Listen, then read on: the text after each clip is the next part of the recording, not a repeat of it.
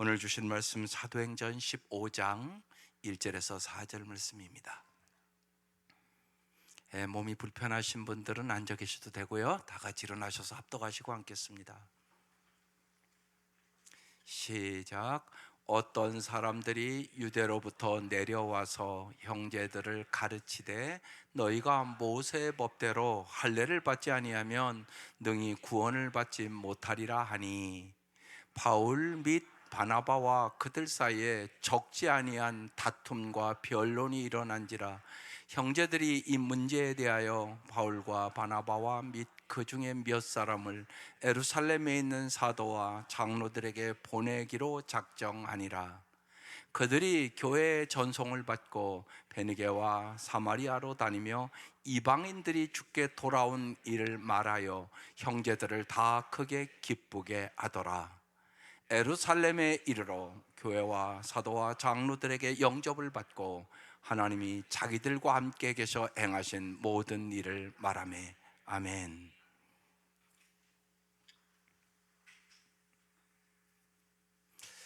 여러 주간 동안 여러분이 설교 제목을 보면서 뭔가 느끼는 게 있으실 거예요. 계속적으로 하나님과 사람으로부터 영접받는 사람.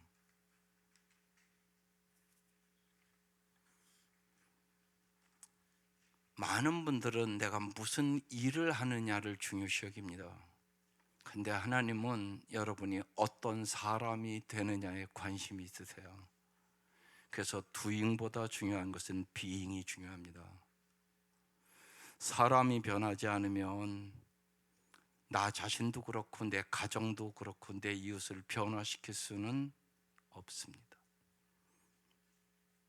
아름다운 사람은 그래서 저절로 만들어지지 않기 때문에 우리가 매주 와서 말씀 듣고 훈련받는 것입니다. 여러 주간 동안 여러분 말씀의 제목이라도 기억하고 한 주를 사셔야 합니다.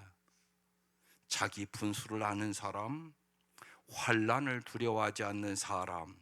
지난주는 주님께 자신을 위탁한 사람.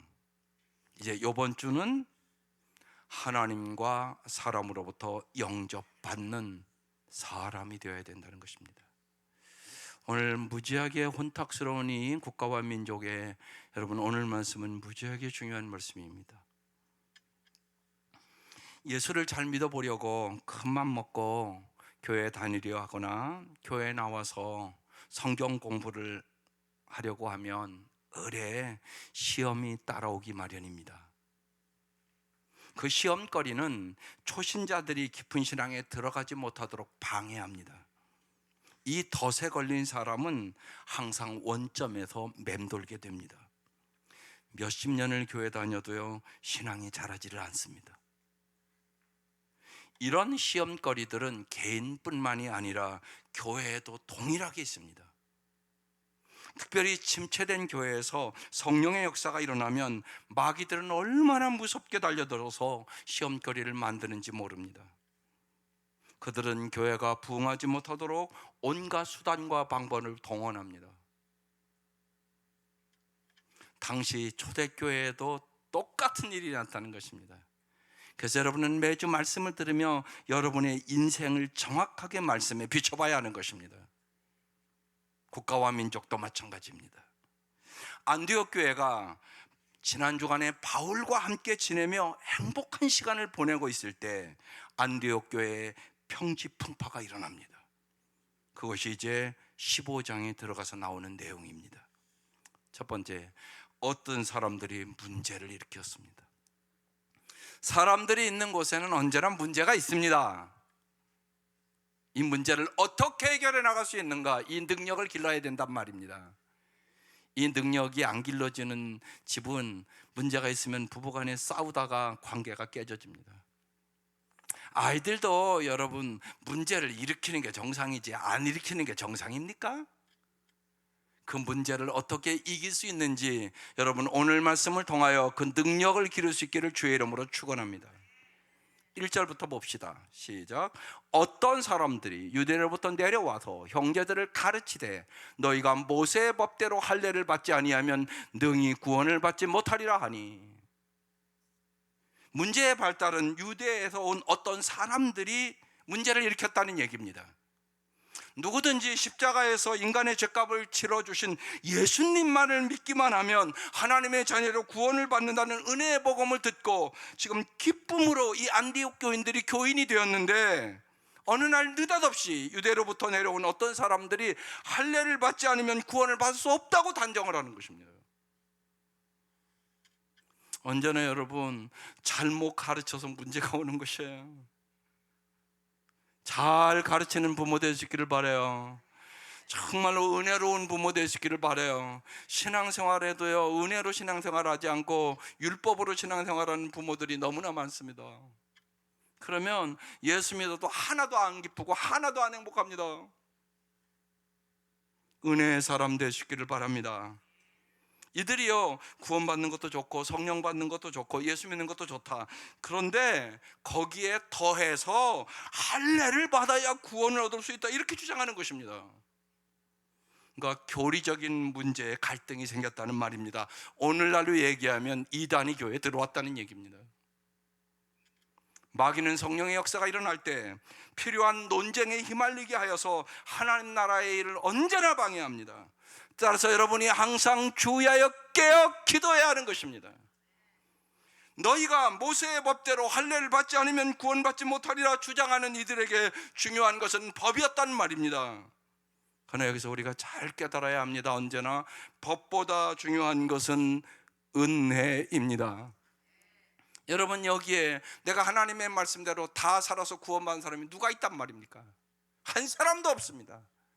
의인은 없다, 한 사람도 없다. 여러분, 이걸 깊이 깨달아야 잘난 척하지 않고 겸손합니다. 법은요, 우리를 살리는 게 아닙니다. 은혜가 우리를 살립니다. 여러분, 이미 살아보신 분은 알잖아요. 젊을 때 부부간에 항상 법 갖고 싸우잖아요. 네가 옳으냐 내가 옳으냐. 그래서 잘 따져보셨죠. 그래서 내가 잘 따져봐서 내 남편이 정말 내가 올바른 얘기를 해서 변화됐다, 손 들어보세요. 한 사람도 없을 것이에요. 그렇게는 변화가 안 되는 거거든요.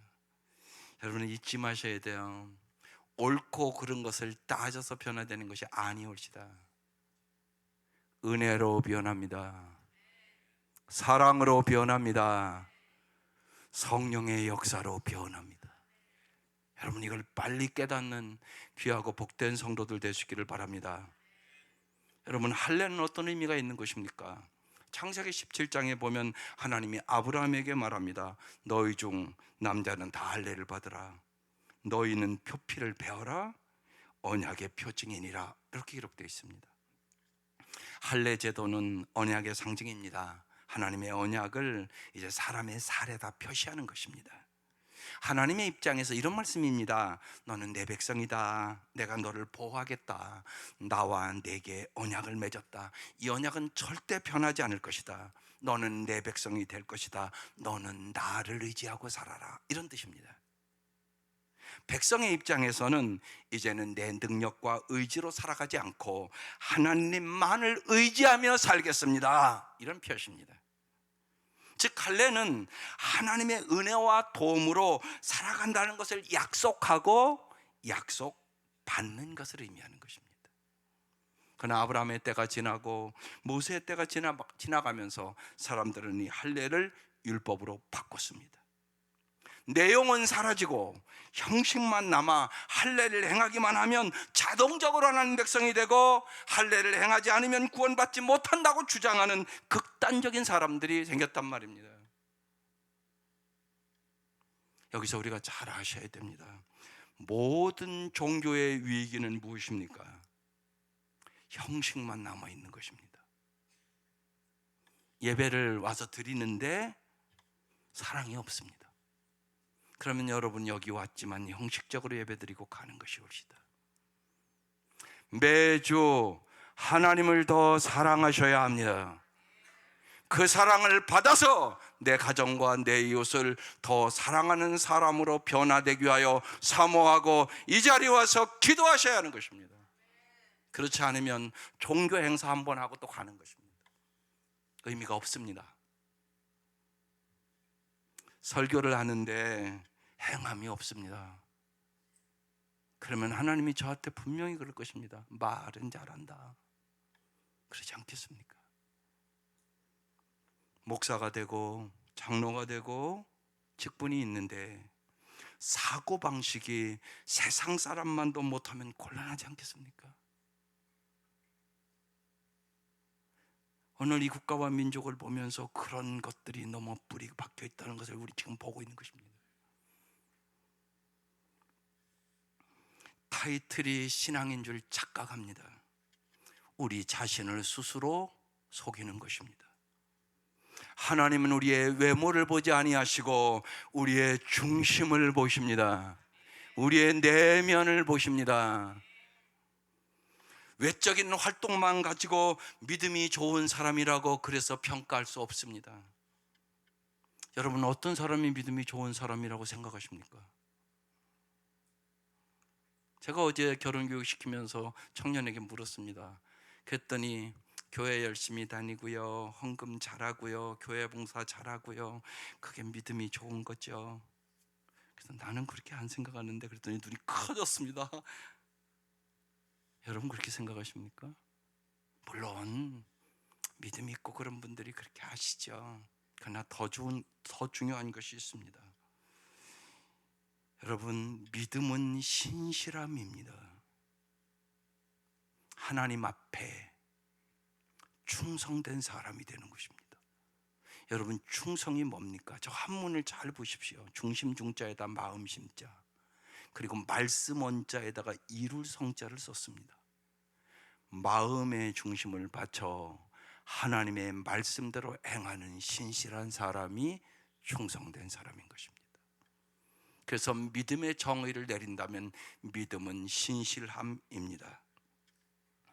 저 사람이 참 믿음이 좋은 사람이다. 그 말은 무슨 얘기냐? 저 사람은 정말로 참으로 신실한 사람이 됐어.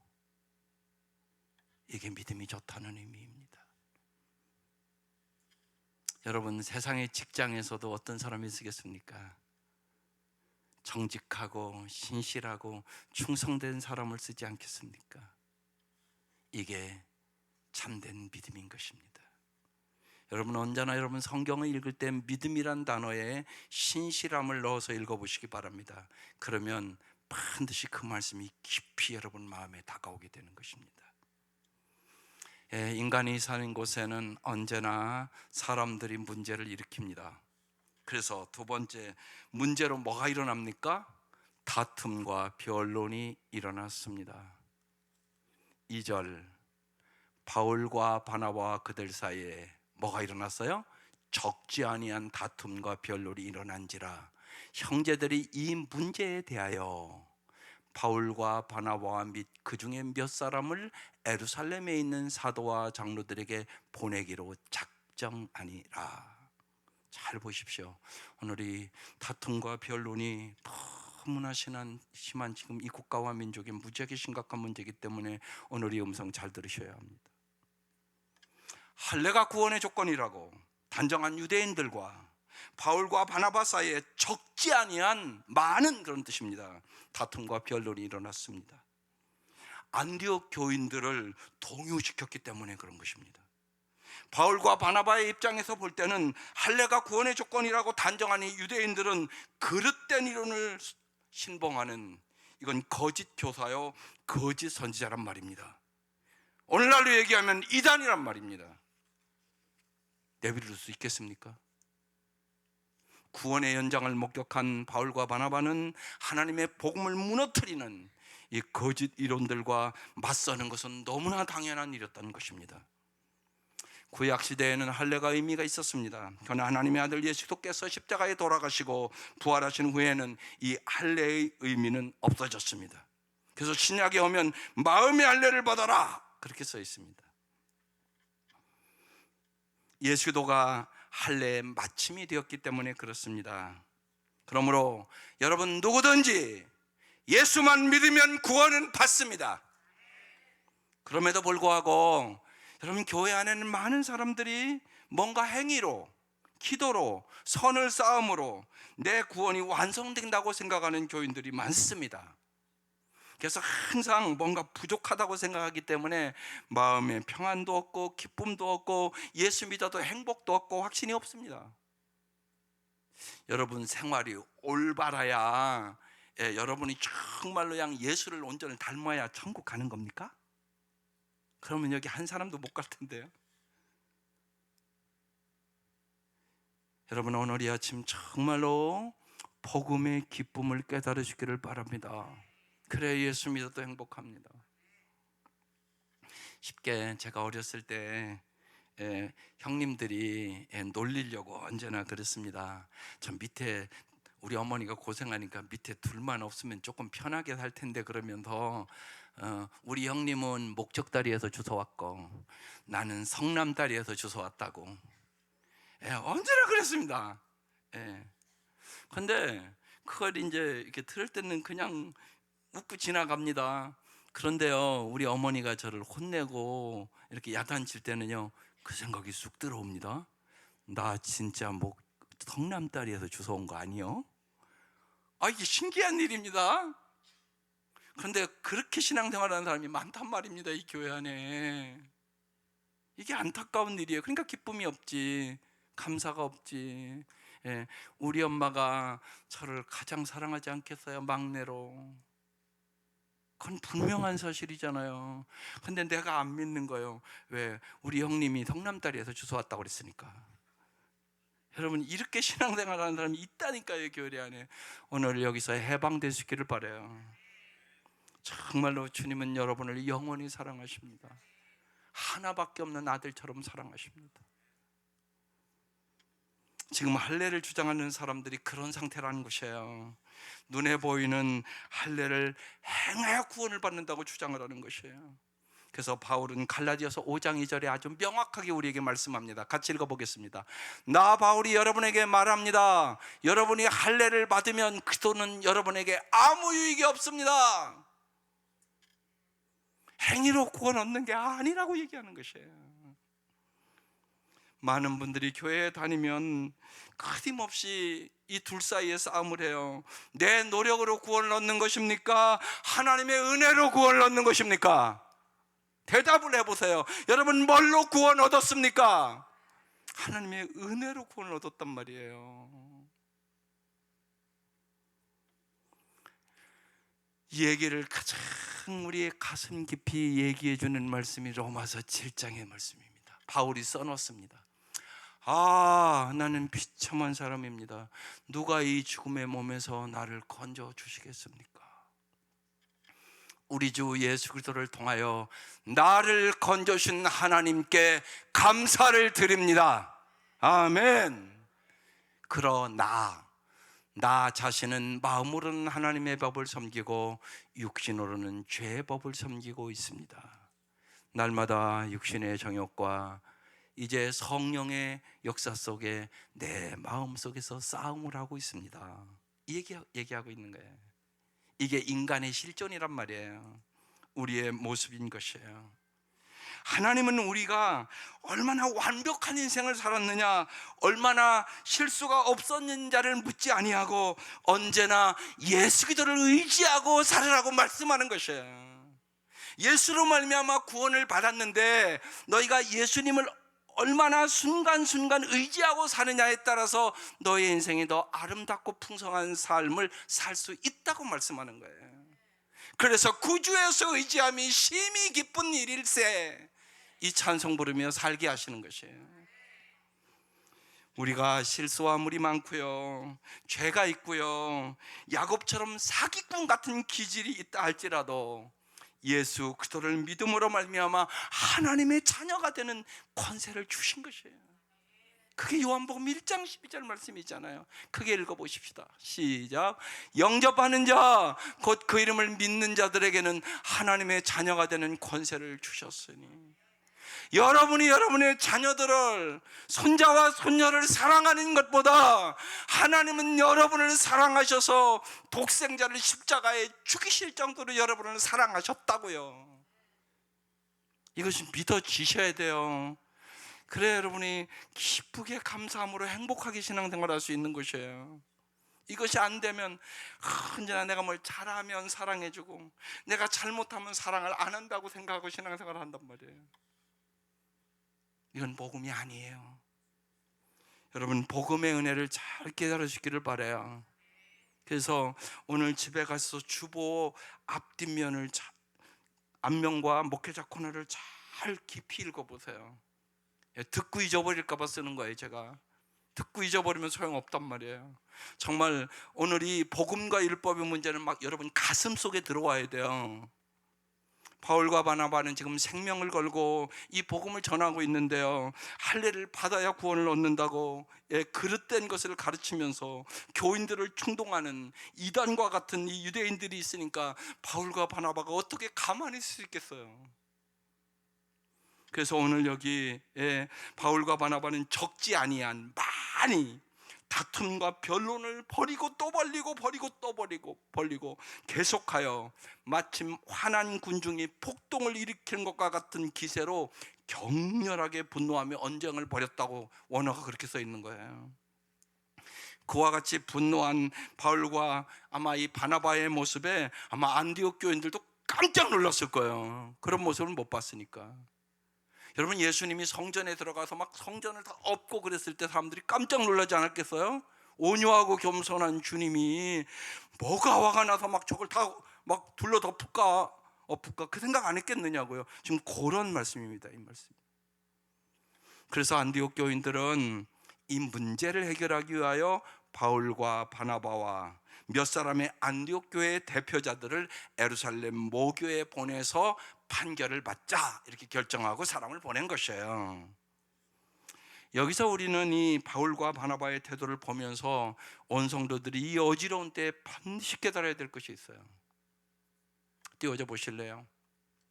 그도인이 사랑의 사람이 된다는 것은 아무든지 수용하고 어떤 행위든 다 받아들이는 것을 의미하지 않습니다.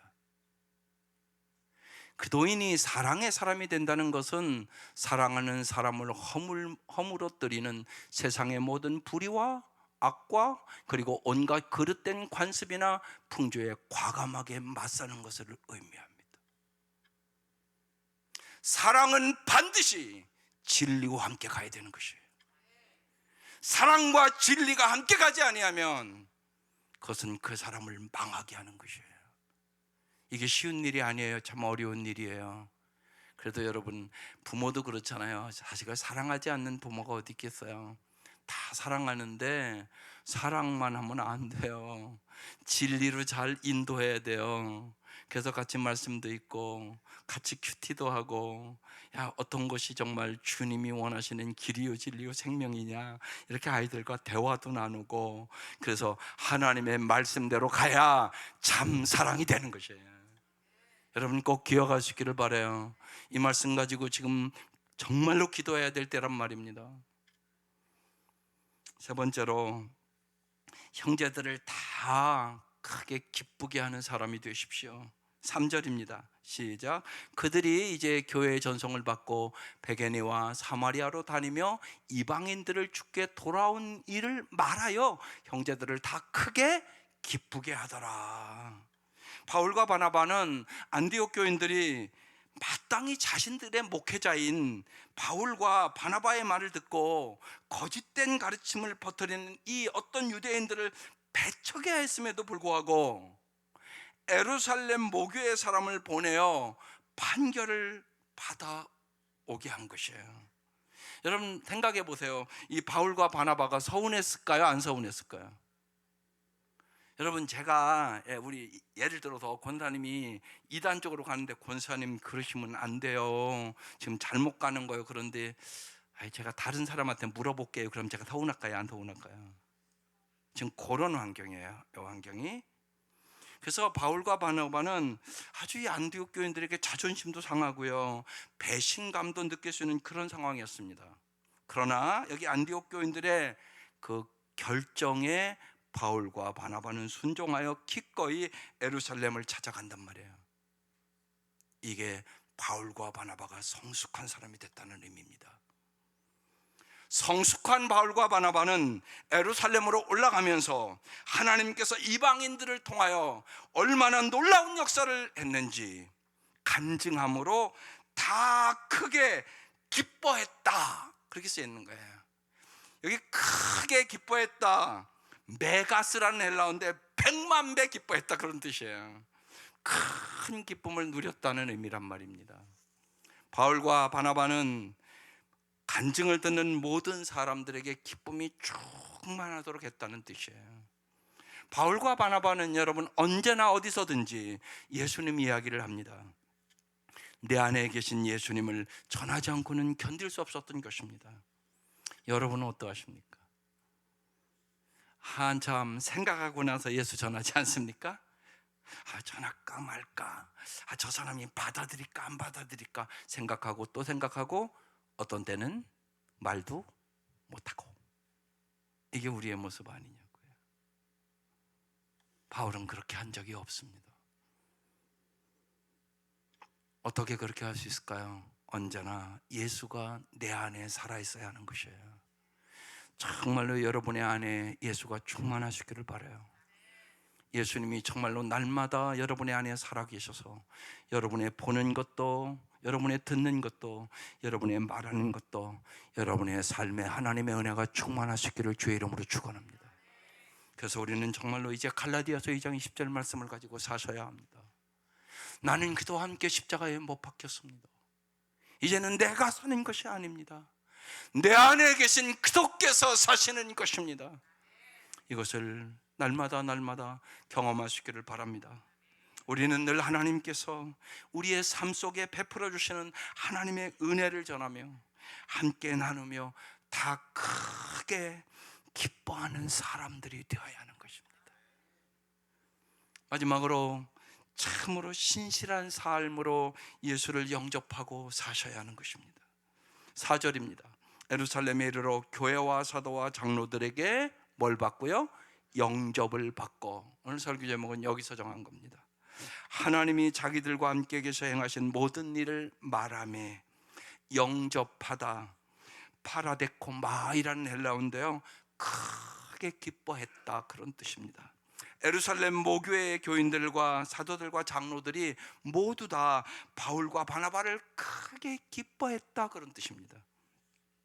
그런데 여러분이 바울의 인생을 이렇게 돌아보면 바울이 첫 번째 예루살렘을 방문했을 때 예루살렘 교인들은요, 바울을 영접하기는커녕 바울이 그도인이 되었다는 것 자체를 믿지 않으면서 대면조차 꺼렸어요.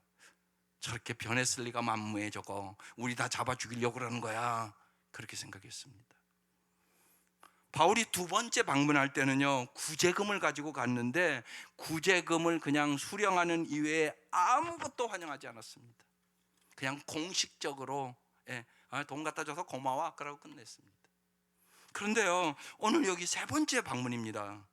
오늘 세 번째는 크게 기뻐하며 영접했다고 기록되어 있단 말입니다.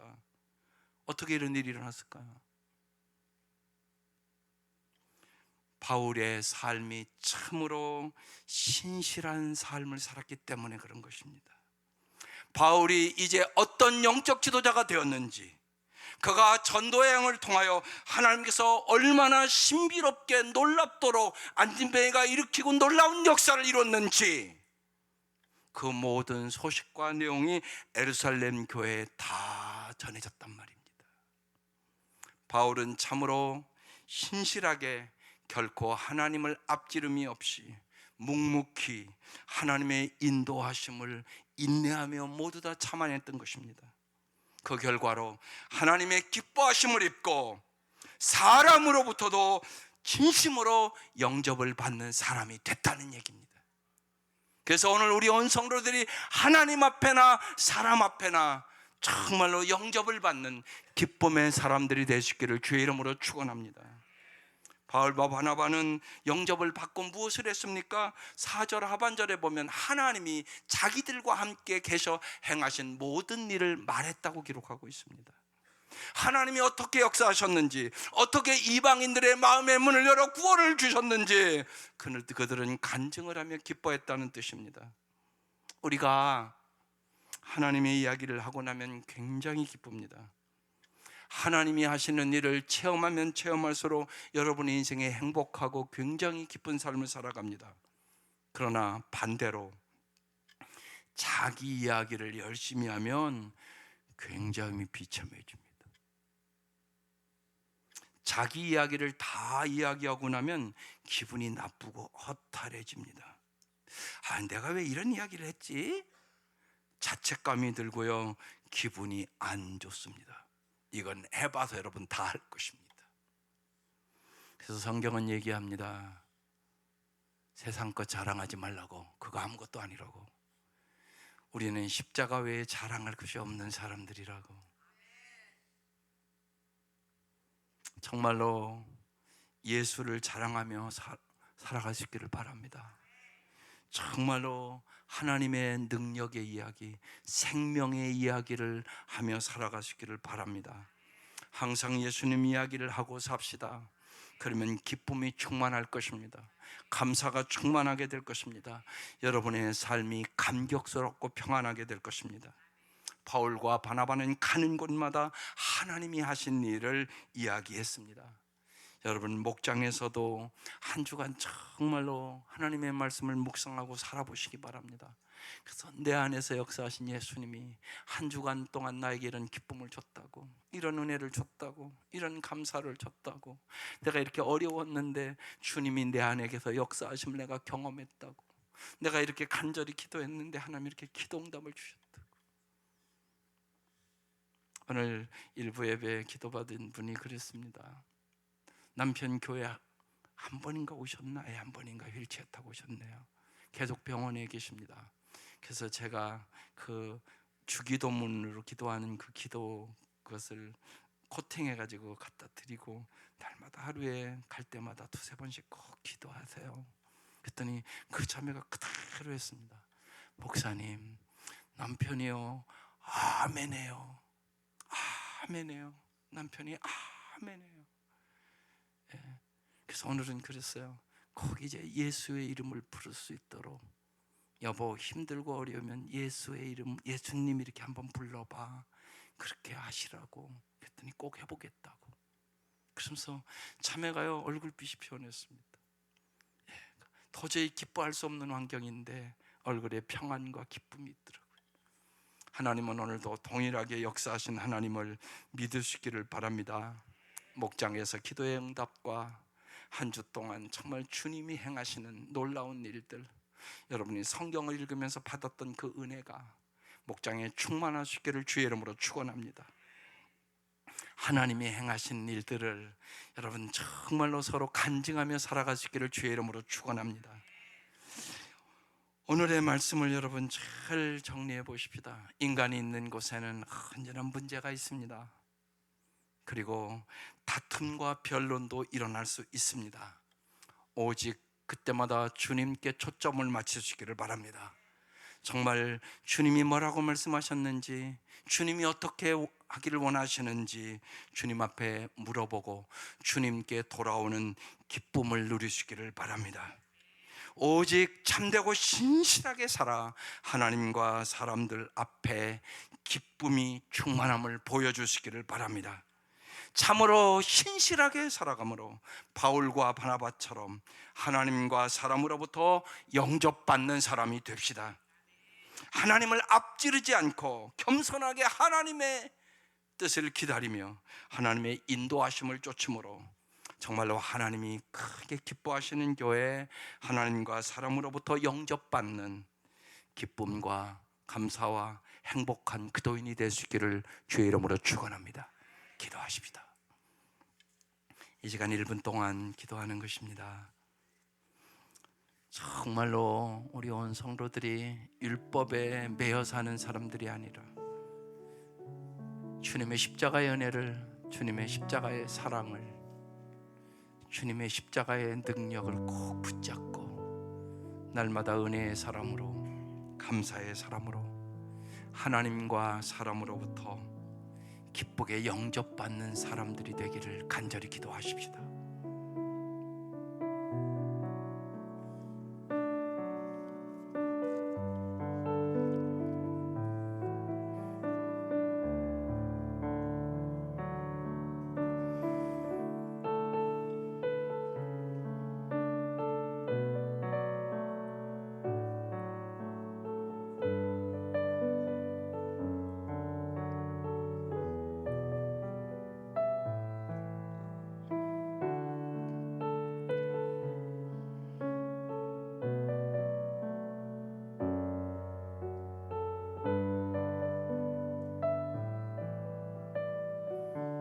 하나님 아버지, 우리 사랑하는 온 성도들이 정말로 다툼과 변론이 극에 이른 하나님이 사회를 바라보며 저희들이 오늘 이 말씀을 부여잡고 기도하겠습니다. 하나님 역사하여 주시옵소서. 하나님 정말로 이 땅에 주님의 은혜가 임하게 하여 주옵소서. 주님의 사랑이 물 붓듯이 부어지게 하여 주시옵소서. 그리에 진실로 서로를 용납하게 하시고 서로를 용서하게 하시고 서로를 사랑하게 하여 주시고 성령의 놀라운 역사가 우리의 심령 속에, 우리의 가정 속에, 이 땅 위에 임하게 하여 주시옵소서. 주님, 우리의 간절한 기도를 응답하여 주시옵소서. 예수님의 이름으로 기도드립니다. 아멘.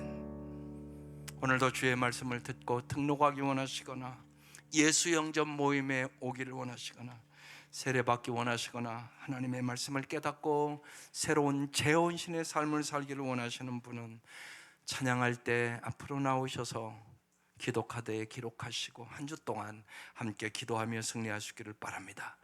다 같이 일어나셔서 찬송가 312장 여러분 뜻을 생각하시며 마음으로 불러보십시다.